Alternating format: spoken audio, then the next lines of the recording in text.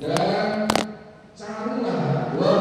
carilah jalan yang mendekatkan diri kepada Allah Subhanahu wa taala. Wajahidu fi sabilihi, dan berjihadlah pada jalannya, la'allakum tuflihun, supaya kalian mendapat keberuntungan. Jamaah subhanallah yang berbahagia, di ayat ini Allah memerintahkan kepada kita orang-orang yang beriman, yang pertama untuk selalu takwa kepada Allah Subhanahu wa taala. Yang kedua, wabtaghu ilaihil wasilah, supaya mencari, yaitu jalan untuk mendekatkan diri kepada Allah Subhanahu wa taala. Jamaah subhanallah, dengan berusaha, dengan ikhtiar, dengan cara mencari untuk mendekatkan diri kita kepada Allah adalah bagian dari perintah di dalam ayat ini. Jamaah subhanallah yang berbahagia, ayat ini sebagian ulama menjelaskan bahwa untuk mendekatkan diri kita kepada Allah Subhanahu wa taala ini perlu atau dengan menggunakan al-wasilah, yaitu dengan wasilah, atau bahasa yang sering kita dengar itu dengan tawasul. Ini artinya bahwa tawasul ini adalah dibenarkan atau diperintahkan. Hanya saja ada tawasul yang tidak diperbolehkan karena itu melanggar syariat, tetapi sebagian besar tawasul ini adalah diperintahkan.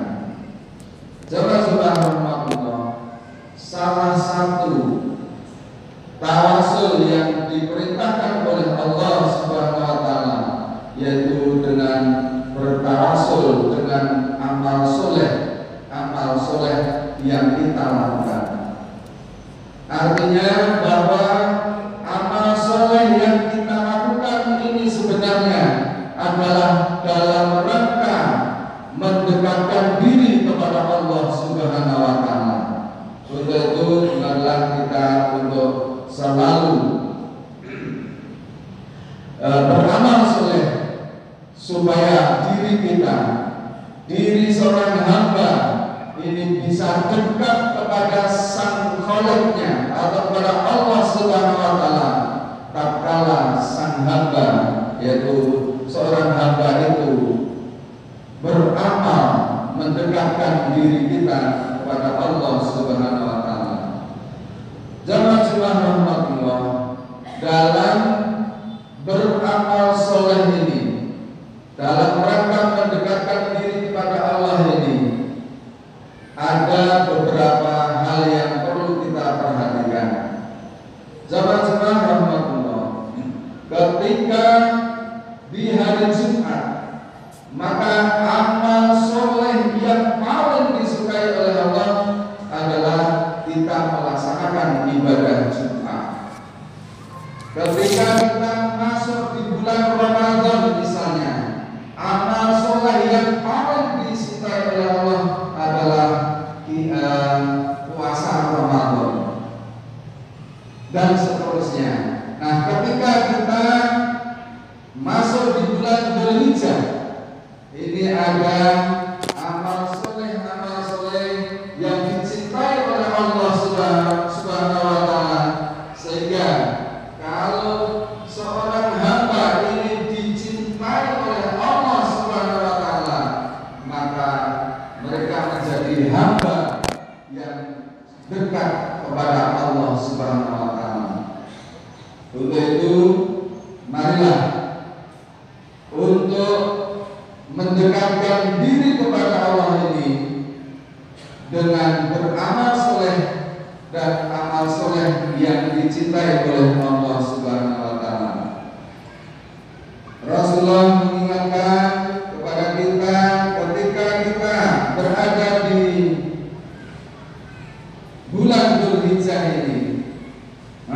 Ibni Abbasin qala Rasulullah sallallahu alaihi wasallam ma min ayyamin al-amal shalihu fiha ahabbu ilallahi min indihi ayyami, yakni al-ashra. Dari Ibnu Abbas radhiyallahu anhu berkata bahwa Rasulullah SAW bersabda, tidak ada hari-hari yang amal soleh di dalamnya itu lebih disukai oleh Allah Azza wa Jalla kecuali pada hari ini, yakni 10 hari al-ashra, 10 hari di bulan Dzulhijjah. Jemaah rahmatullah yang berbahagia, bahwa 10 hari di awal bulan Dzulhijjah ini semua amal soleh, al-amal sholihu fiha, seluruh amal soleh yang dilakukan di dalamnya, yaitu di 10 hari awal bulan Dzulhijjah ini, yaitu amal yang dilaksanakan di 10 hari ini adalah ahabbu ilallahi, amal-amal yang disukai oleh Allah Subhanahu wa taala. Itu di awal 10 bulan Dzulhijjah ini ada amalan-amalan yang bisa mendekatkan diri kita kepada Allah. Pertama yaitu fala yumsik ngan sa'rihi wa atfarihi, janganlah kalian memotong rambut dan memotong kukunya. Jemaah rahmatullah, jadi ada amal soleh yang bisa mendekatkan diri kepada Allah dengan cara tidak memotong rambut dan tidak memotong kuku di awal 10 hari di bulan Dzulhijjah ini. Hadis ini diriwayatkan dari Ummu Salamah. Ummu Salamah anna Nabiy sallallahu alaihi wasallam idza ra'aitum hilala Dzulhijjah fa idza fa'arada ahadumul udhiyah falyumsik an sa'rihi wa atfarihi. Apabila kalian melihat, menyaksikan masuk bulan Dzulhijjah, sedang kalian niat untuk berkorban, falyumsik an sa'rihi wa atfarihi, maka janganlah engkau memotong rambut dan kuku. Nah, ini amalan-amalan yang dicintai oleh Allah Subhanahu wa taala ketika di awal bulan Dzulhijjah ini. Masih banyak amalan yang lain. Ngan Abi Qatadah Al-Ansari radhiyallahu anhu, anna Rasulullah sallallahu alaihi wasallam ngan shaumi yaumi Arafah faqala yukaffiru sanatal madiyata wal baqiyah. Dari Abu Qatadah Al-Ansari bahwa Rasulullah SAW su'ilan shaumi yaumi Arafah. Rasulullah ditanya tentang puasa Arafah. Faqala, Rasulullah menjawab, yukaffiru sanatal madiyata wal baqiyah. Puasa Arafah menghapuskan dosa-dosa selama 2 tahun, yaitu setahun yang madiyatan yang telah lalu, wal baqiyatan dan setahun yang akan datang. Jemaah rahmatullah, ini juga hanya berada di bulan Dzulhijjah, karena shaumu yaumu Arafah itu adalah puasa pada tanggal 9 di bulan Dzulhijjah. Hadis ini menjelaskan, menuliskan namanya Shaumu Yaumi Arafah. Shaum Yaum Arafah. Para ulama ini menjelaskan bahwa yang dimaksud adalah puasa hari Arafah. Ini menunjukkan waktu, bukan menunjukkan peristiwa. Akan tetapi memang ini ada dua pemahaman. Ada yang memahami Yaum Arafah berarti pada hari Arafah, tetapi ada yang memahami Yaum Arafah yaitu dipahami dengan wukuf. Maka umat Islam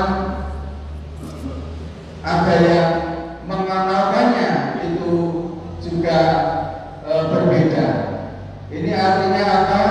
Maka artinya marilah kita mengamalkan sesuatu itu dengan sesuai dengan apa yang kita pahami dari sebuah hadis atau sebuah dalil.